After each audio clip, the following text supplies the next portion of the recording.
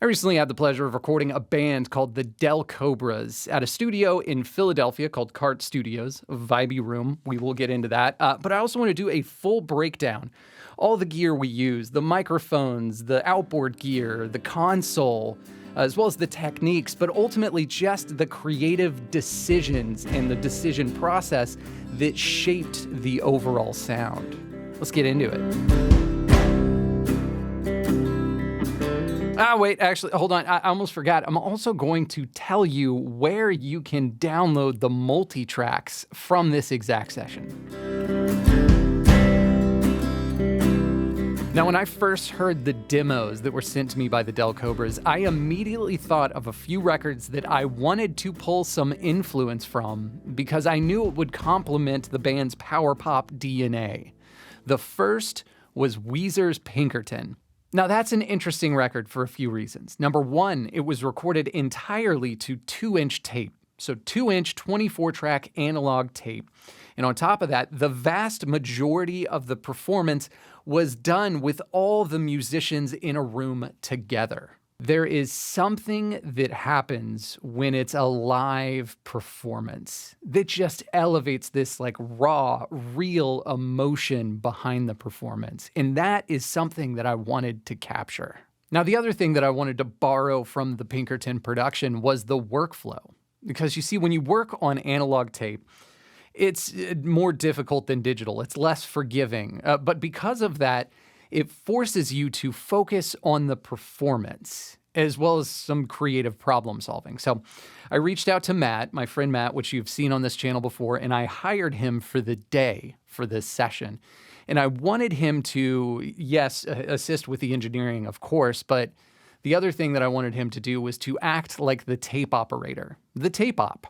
I wanted him to treat Pro Tools like a tape machine. So the first thing that we got to do is get 3 relatively loud instruments in a room together where there's not too much bleed in between all of the instrumentation. A little bit's okay, but too much can be a problem. So bass, that's the easiest one to solve because we just caught a DI on the bass. We took the bass into the A Designs red DI, which always sounds glorious. For the guitars, we had a room that was off to the side of the console, and it looks almost like a vocal booth. It's kind of a vocal booth amp closet, multi-purpose room, which was great. So we were able to lock the amp away from the drum kit so that we could have Jim, the guitar player and vocalist, in the room with everybody playing at the same time, but recording the amp completely separate and isolated. Fantastic. And then we had the drums in the main live room, which had a big open room, high ceilings, which really allowed the drums to breathe. All right, so let's talk about the microphones and placements and that whole decision process that goes along with that. So for drum overhead, starting out strong, the studio had a pair of Josephson C42s. Now, these are transformerless small diaphragm condensers, known for accuracy as well as a great transient response, so it's just a no-brainer. Now, I set these up in a spaced pair. Now, the spaced pair, the reason why I chose that is because it does give you a somewhat exaggerated stereo image of the drum kit without taking it into just absolute crazy town territory.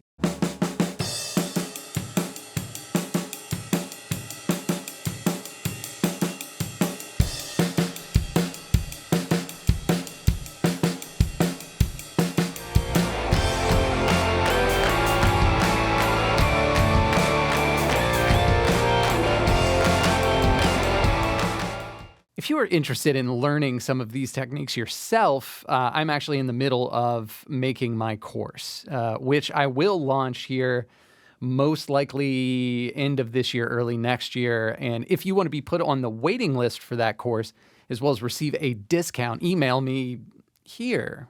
This is probably a great place to put that email. I'll also put it in the description so that you can just copy paste.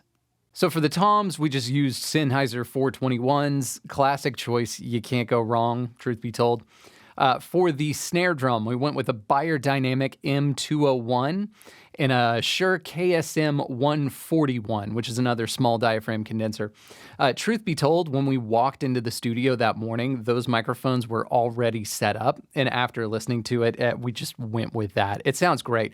You get all the body from the Beyerdynamic, but you got all this extra, like, sparkle spank on the top end from the Shure KSM.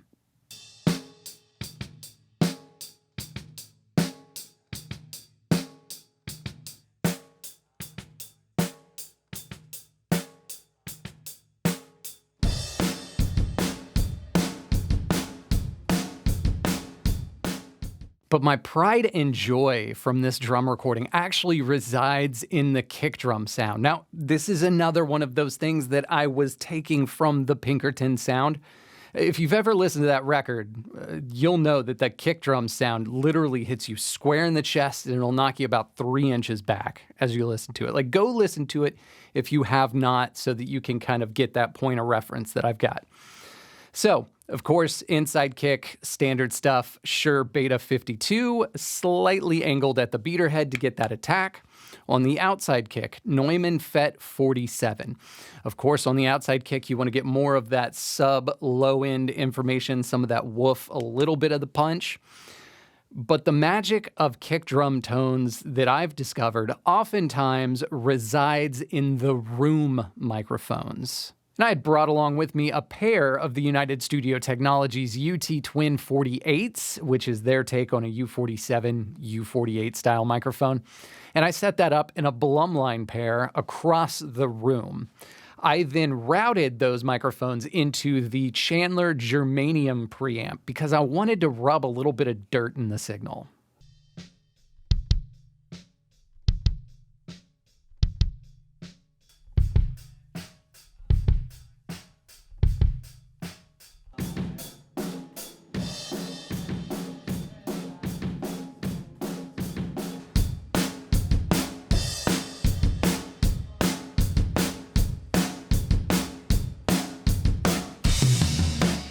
And then as for the guitar tones, Jim, their guitar player and vocalist, had told me he was a fan of higher gain sounds. Like, not quite metal, but like getting there. And so the first thought I had is, oh man, they've got this orange Thunder 50, I think is what it was, head.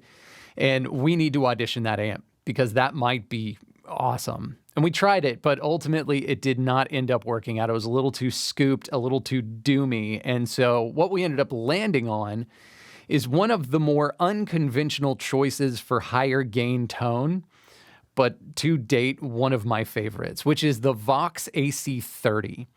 And we actually use the Maxon OD808 overdrive pedal into the top boost channel of the AC30, just about dimed. And the tone we got from that was pretty killer. So we decided to mic it up with a single SM57. And once we heard the SM57, we realized it's doing that thing that AC30s do sometimes. AC30s, you may know this if you've got experience recording them, they have this bite to them sometimes. I was enjoying some of the character I was getting out of the SM57, but I needed to tame that bite. And so I suggested that we patch in the Universal Audio 610 preamp, the tube preamp. And in my experience, the 610 is like sandpaper to like these harsh sounding upper mid frequencies. It really has this ability to smooth those out, which helped out so much. But with that being said, we were still wanting something to fill it out a little bit more. And so Matt and I both practically at the same time thought ribbon mic. I originally had asked if they had a Royer 121, and Matt was like, they don't have a Royer, but they've got one of these. And he ran to the mic closet and grabbed the Beyerdynamic M160. So we put those mics right next to each other, and it was perfect.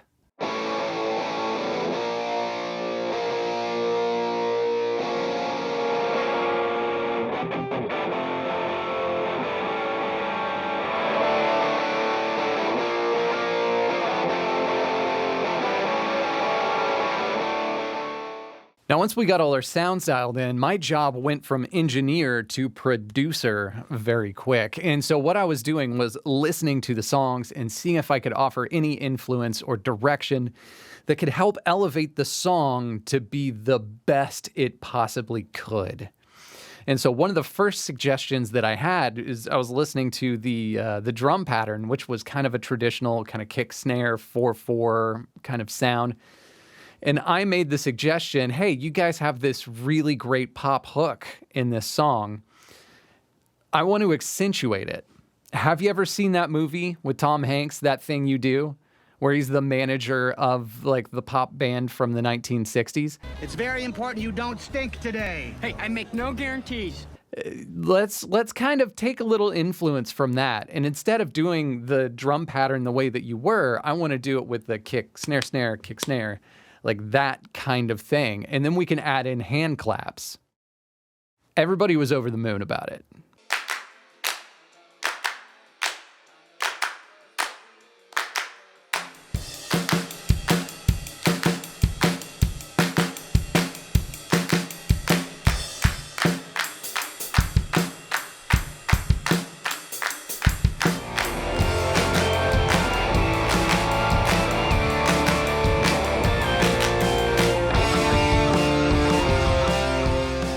Now, the secret to a good clap track, by the way, is to do it twice. And the first time, everybody's standing in a circle surrounding the microphone. I had the Blumline microphone set up from the drums. I literally just moved it to the center of the room so that we could clap into it. And then we did it again.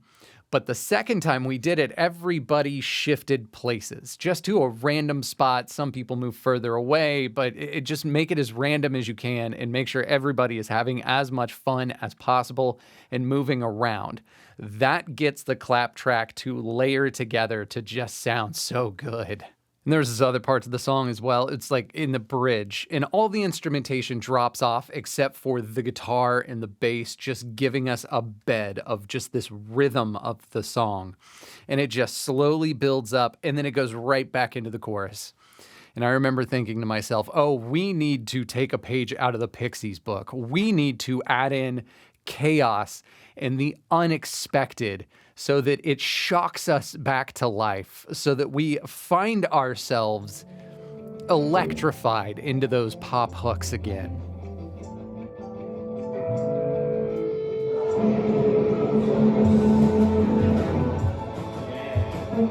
And so we started building up these layers of chaos in that bridge. So yeah, I played my favorite instrument, which to the guys in Del Cobras, thank you. I love playing on records, and it was an honor to play the feedback machine on yours. But we also just took, some other layers. So that thing that happens when you strum on the headstock of the guitar, and as well as a gang vocal, which unfortunately I do not have footage of recording that gang vocal. But just like with the clap track, the secret to it is that it doesn't matter if you can't sing. In fact, if you can't sing, you should sing louder and then do it twice.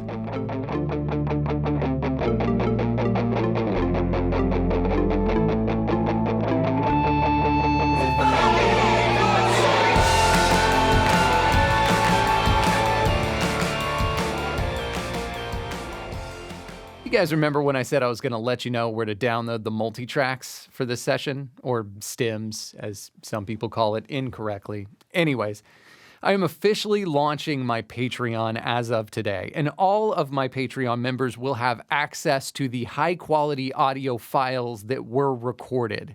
You can import these into your own DAW, you can practice mixing and mastering, or just take a critical listen to the gear or the techniques used.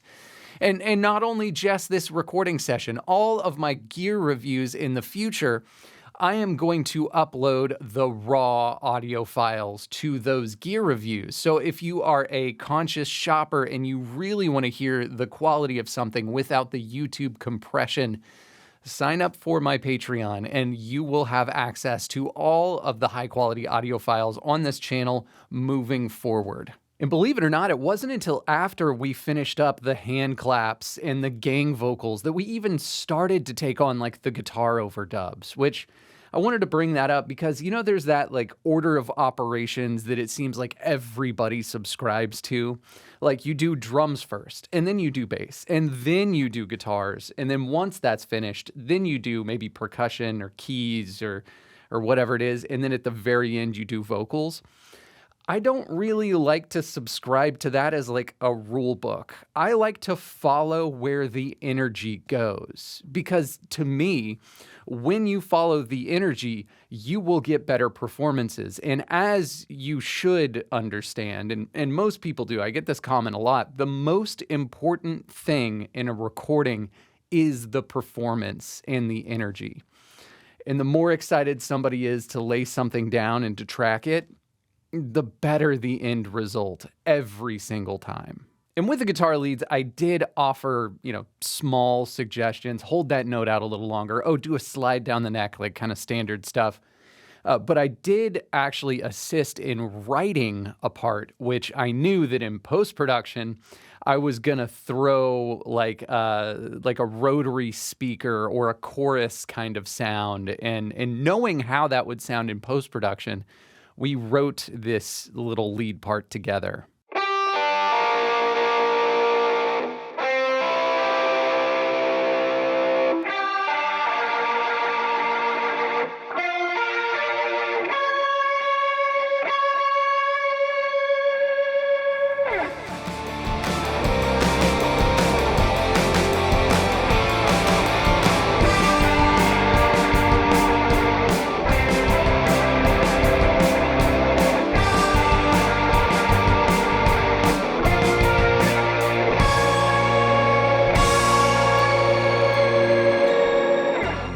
And the last thing we recorded that day was acoustic guitar. Yes, you are correct. I have not recorded the vocals for the song yet.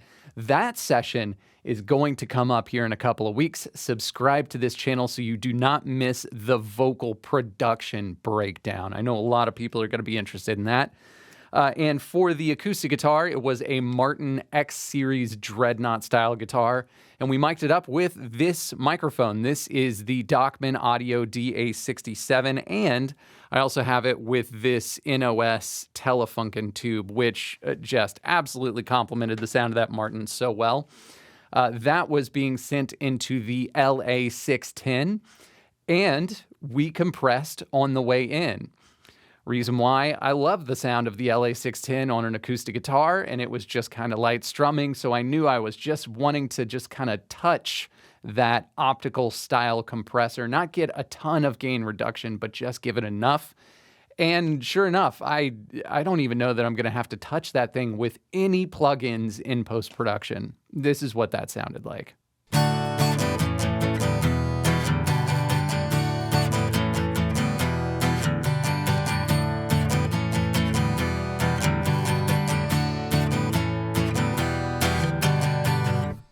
Now, I do want to give Matt a special shout out because he was a phenomenal engineer to work with, like a real professional. He just makes things easy and smooth. And trust me, that is so valuable when you find yourself in the studio. So a big shout out to Matt. If you are interested in hiring him, I highly recommend it.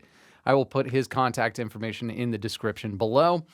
Now, listen, if you got some value out of this video, the only thing I ask is that you return value to me however you see fit. So, of course, the simplest way to do that is to hit the like or the subscribe button, which I do think you should like the video if you liked it, and subscribe if you haven't already. I've got links for all of the gear that we used in this video down below as well, for everything I can anyways. I'm not going to find a vintage Neotech console that I can link, but for everything else, you will find the links down below. And of course, if you want to download the raw tracks from this session, go to my Patreon, which again is linked down below.